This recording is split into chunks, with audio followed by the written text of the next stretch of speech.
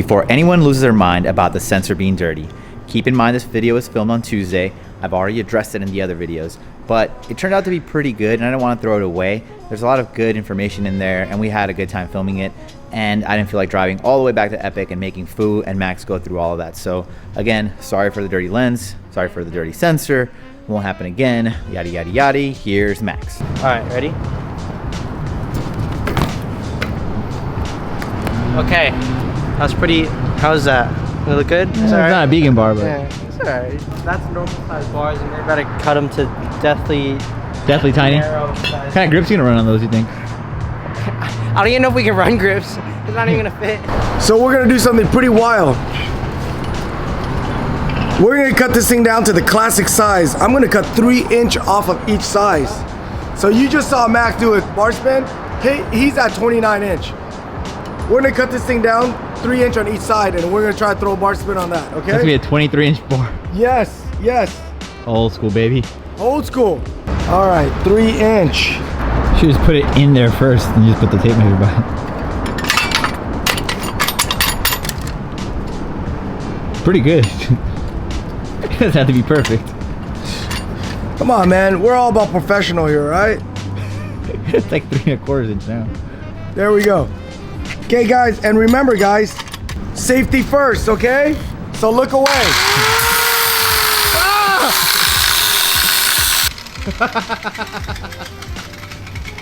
I used to have friends with this guy I know had that tattoo on his chest. The handlebars like that, but the little, not the very wide ones, the super narrow ones. Okay. Holy did I cut those too short? Oh, you cut 3.5 off. Oh, I cut up 3.5. We gotta make it even now. You gotta take off 2 3/4 off this one then. Oh my god. Hey, lower that down. Don't cut it. Don't cut it. All right. Once again, kids, safety first.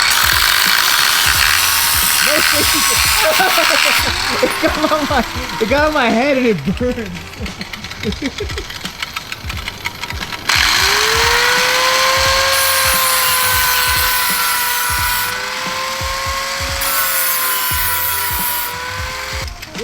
That's even more than the first one. Put them side by side. So look, we're gonna save these just in case we have to weld it back on. With the little rebar. All right, Max. Believe You should put some Ori grips on it, fool. Keep it classic. Oh, there you go. It's almost. Wow. See, it's almost the same. Okay, I'm gonna throw these grips on. I'm gonna put bar ends in because I don't want to get stabbed. You're gonna miss those handlebars. Oh God, just get necked. You're gonna have to cut the grips. No all the way down. Oh, all the way into the. Okay. I used to hate when this happens, where I film a good video for Thursday and then I have to wait because today's Tuesday, so I drop it. I'm like, oh, but this one's so much better. This is remember when I got rodeo peanutted for grabbing crossbar? Mm-hmm. So I only have one option now. It's to grab the crossbar. There's not even enough on the bend for my hand to reach. You're gonna miss terribly. Here, I'll give you guys. I'll give you guys a little extra Tech Thursday. How to install grips. Just air. That's it, guys. Use your mouth. No other way. No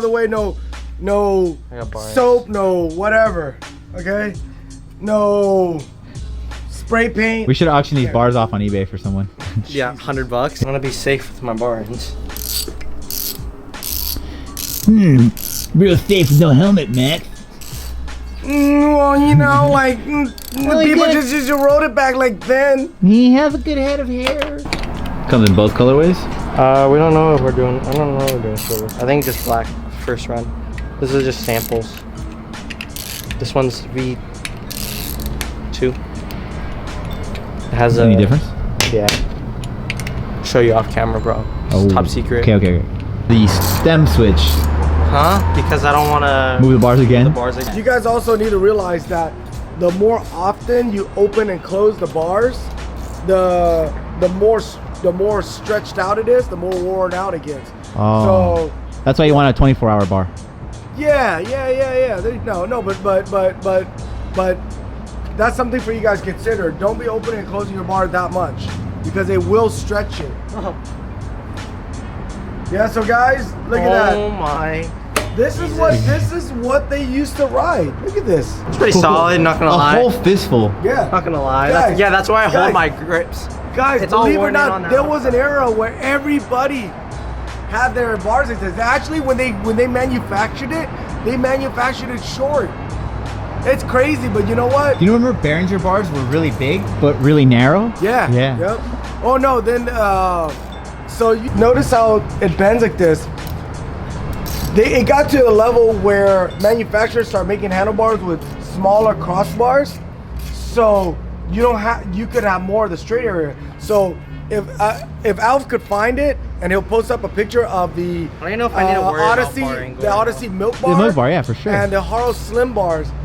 Imagine this crossbar being only like that wide. True. So therefore, you won't have to have this bend. It'll actually be straight. But it got to that level where manufacturers start making smaller crossbar, so you could have little tiny bars. Did Hoffman always ride wide bars? Because his bars never really changed. Yeah. He always rode. When you ride like vert, you gotta have it wide. Like I said, for the stability. Those guys are going real high, and when they come down, they're going so fast. Like they gotta have it wide. So for the guys that run it real narrow like that, a lot of street riders, you're not gonna see a lot of trail rider ride that short. So we're gonna check Max out right now, okay? Dude, it feels like I'm like gripping onto my pegs. Like, You're gonna miss the bars the first try. What's it say? Yes, you are. I'm gonna do a warm-up pickup bar first. All right. You barely even tossed it. You went like this. You're like a DJ. I'm gonna do a couple of these. Like, I don't want to neck myself. So is it harder to throw because you have less leverage? It's a different throw. It's like, cause the bigger ones, it's more of like a flick. This one's more of like a whole movement. Cause you don't have the whole entire, like compared to this, you have all this bar to move, but your hands are all the way out here, so it's easier to turn it. But this, it's not as easy to turn, but once it's turning all the way around.